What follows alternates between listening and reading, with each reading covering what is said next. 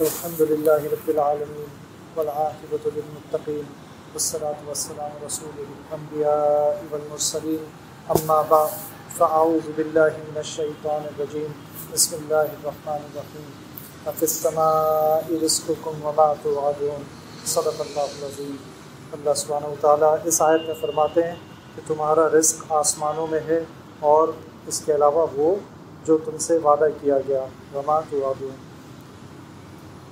اللہ تعالیٰ نے زمین و آسمان بنایا، پوری کائنات بنائی، اس کے بعد انسان کو بنایا اور پھر انسان کو زمین پر، پہلے جنت میں پھر زمین پر بھیج دیا اور زمین میں ایک نظام بھی قائم فرما دیا۔ وہ نظام اس لیے ضروری تھا کہ انسان کی کچھ ضرورتیں تھیں، اس کو لباس کی ضرورت تھی، اس کو کھانے پینے کی ضرورت تھی، اس کو رہائش کی ضرورت تھی، یہ بنیادی ضرورتیں تھیں، اس کے علاوہ بھی کچھ ضرورتیں تھیں۔ تو اللہ تعالیٰ نے ایک بہت ہی خوبصورت نظام بنا دیا۔ وہ نظام کیا تھا، اس کی خوبصورتی کیا تھی؟ وہ نظام یہ تھا کہ اللہ تعالیٰ نے انسانوں کو ایک دوسرے کے اوپر ڈپینڈنٹ کر دیا، ایک دوسرے کے لیے ضروری کر دیا۔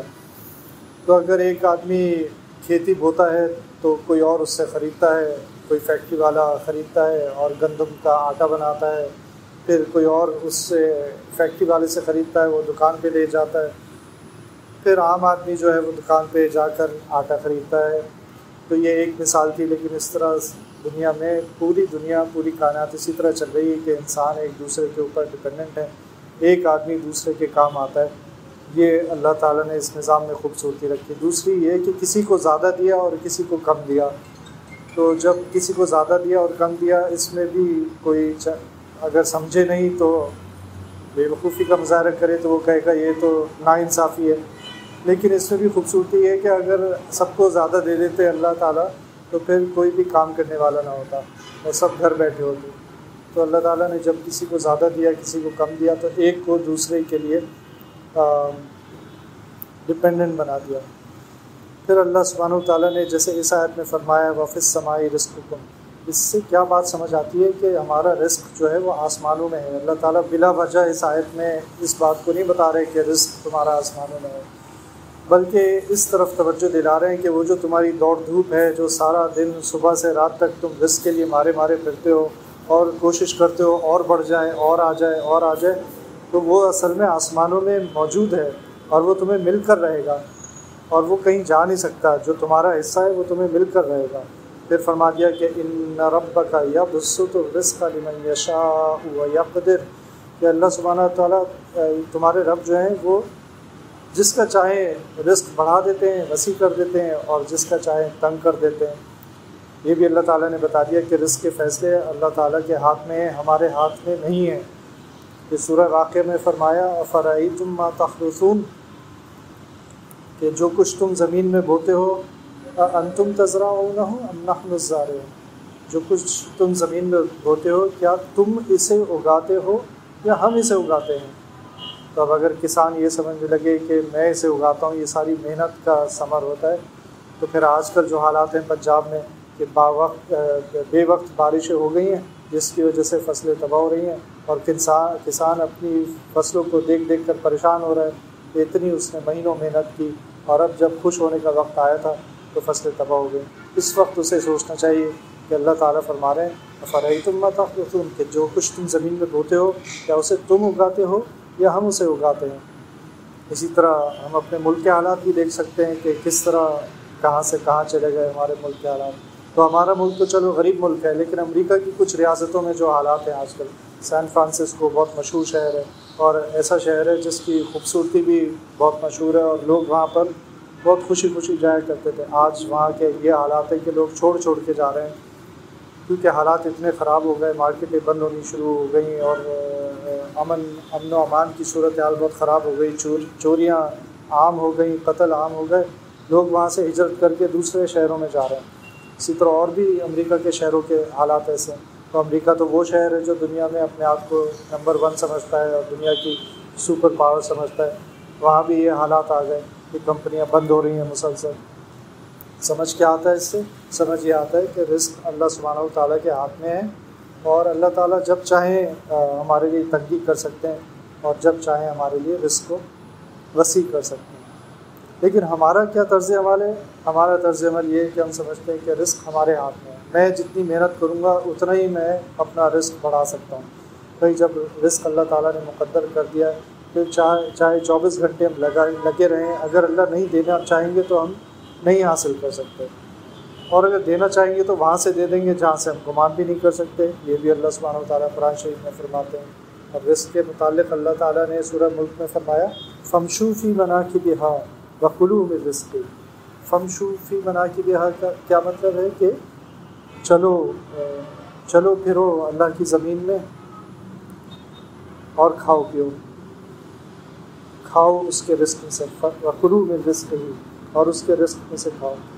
تو یہ یہاں چلنے پھرنے کی مثال دی، تو ٹھیک ہے ہم چلتے پھرتے ہی ہیں رزق حاصل کرنے کے لیے، لیکن اللہ سبحانہ وتعالیٰ اپنے بارے میں کیا فرما رہے ہیں؟ فَاسْعَوْا إِلَىٰ ذِكْرِ اللَّهِ، اللہ کی ذکر کی طرف دوڑ لگاؤ، اللہ کی یاد کی طرف دوڑ لگاؤ۔ تو ایک طرف رزق کے لیے چلنے کا ذکر آ رہا ہے، دوسری طرف اللہ کی یاد کے لیے کیا کرو؟ دوڑ لگاؤ، لپکو۔ وَسَارِعُوا إِلَىٰ مَغْفِرَةٍ مِّن رَّبِّكُمْ وَجَنَّةٍ، اور اللہ کی مغفرت کے لیے یا اپنے رب کی مغفرت کے لیے سارے ہو، جلدی کرو، اور اس کی جنت حاصل کرنے کے لیے جلدی کرو، یہ اللہ تعالیٰ فرما رہے ہیں۔ فَفِرُّوا إِلَى اللَّهِ، دوسری جگہ فرماتے ہیں فَفِرُّوا إِلَى اللَّهِ، کہ اللہ کی طرف دوڑ لگاؤ۔ تو جگہ جگہ جہاں بھی اللہ سبحانہ و تعالیٰ ہمیں بلا رہے ہیں تو ہمیں یہ فرما رہے ہیں کہ تیزی سے آؤ، میری طرف تیزی سے آؤ، جنت کی طرف تیزی سے آؤ، مغفرت کے لیے تیزی سے آؤ۔ اور ہم جو ہیں ہماری ساری تیزی جو ہے وہ دنیا کے لیے ہے، اور یہ رزق جو ایک دن سب کچھ ختم ہو جائے گا، ہماری ساری تیزی اس کے لیے ہے۔ اب یہ تیزی کیسے ہو سکتی ہے، یا یہ دوڑ جو اللہ تعالیٰ کی طرف ہے فَفِرُّوا إِلَى اللَّهِ، یہ کیسے ہوگی؟ کیا ہم 24 گھنٹے مسجد میں بیٹھے رہیں یا ہم روزے رکھتے رہیں؟ اور نہیں، بلکہ ہماری تو 24 گھنٹے کی زندگی دین ہے، ہماری صرف مسجد کی زندگی دین نہیں ہے، بلکہ 24 گھنٹے کی زندگی دین ہے۔ تو اس میں اگر ہم کسی دکان پر بیٹھے ہیں تو ہمیں سچ بولنا ہے، جھوٹ نہیں بولنا، جھوٹی قسمیں نہیں کھانی، دھوکہ نہیں دینا کسٹمر کو، یہ سب ہم کریں گے تو کیوں کر رہے ہیں؟ تاکہ اللہ ہم سے راضی رہے، اور ہم اللہ کی مغفرت کی طرف اور اللہ کی جنت کی طرف دوڑنا چاہتے ہیں۔ اسی طرح ہم اپنے گھریلو معاملات میں، اپنے معاشی معاملات میں، اپنے معاشرتی معاملات میں تمام حقوق پورے کریں۔ اپنے اگر کوئی شوہر ہے تو اپنے بیوی بچوں کے حقوق پورے کرے، تو بیوی ہے تو اپنے شوہر اور بچوں کے حقوق پورے کرے، اور اسی طرح ماں باپ کے، اور جہاں جہاں انسان مشغول ہوتا ہے دن بھر میں وہاں اس کی کیا ذمہ داری ہے وہ پوری کرتا رہے، تو یہ اس میں شامل ہو جائے گا۔ وَسَارِعُوا إِلَىٰ مَغْفِرَةٍ مِّن رَّبِّكُمْ وَجَنَّةٍ، وَفِرُّوا إِلَى اللَّهِ، ان دونوں میں شامل ہو جائے گا۔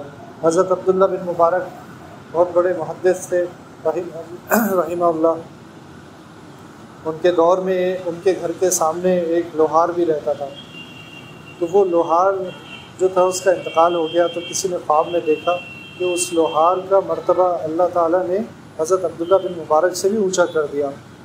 تو حضرت عبداللہ بن مبارک کو پتہ چلا، وہ بہت حیران ہوئے، اور وہ اس کے گھر گئے اور اس کی بیوہ سے پوچھا کہ یہ جو صاحب جن کا انتقال ہو گیا ان میں کوئی خاص بات تھی؟ انہوں نے کہا کہ ہاں، خاص بات یہ تھی بس کہ آپ کو دیکھا کرتے تھے راتوں کو کہ آپ تہجد میں نمازیں پڑھ رہے ہیں، تو کہا کرتے تھے کاش میں بھی عبداللہ بن مبارک کی طرح راتوں کو اللہ کو یاد کرتا۔ تو یہ ان کی ایک خواہش تھی۔ تو پھر حضرت عبداللہ بن مبارک نے پوچھا کہ اس کے علاوہ بھی کوئی بات تھی؟ تو انہوں نے سوچ کے بتایا کہ ہاں، ایک خاص بات ان میں یہ تھی کہ جب کام کر رہے ہوتے تھے اور اذان سنتے تھے، تو اذان کا جب پہلا اللہ اکبر سنتے تھے تو ان کا ہتھوڑا اگر پیچھے ہوتا تھا تو پیچھے گر جاتا تھا، اور اگر سامنے ہوتا تھا تو سامنے گر جاتا تھا۔ کیا مطلب ہوا کہ ان کے لیے اللہ تعالیٰ کی قول، اللہ تعالیٰ نے جب بلا لیا تو وہ اتنا اہم ہو گیا کہ اس وقت انہوں نے فوراً اپنے کام کو روک دیا، اذان ختم ہونے کا انتظار نہیں کیا، بلکہ اذان جیسے ہی شروع ہوئی فوراً اپنے کام کو چھوڑ دیا۔ یہ تھی اللہ تعالیٰ سے ان کی محبت، اور یہ وہ لوگ ہیں جو اللہ تعالیٰ کی طرف دوڑ لگاتے ہیں۔ تو اب وہ عبادات تو اتنی نہیں کر سکے، ان کی صرف خواہش تھی کہ میں بھی اتنی عبادات کر سکتا، لیکن انہوں نے کام کو اس طرح کیا کہ ان کے کام کے دوران بھی عبادت ہوتی رہی، اور جیسے ہی اذان ہو گئی اللہ کا نام سن لیا تو فوراً اپنا کام چھوڑ دیا اور فوراً نماز کے لیے روانہ ہو گیا۔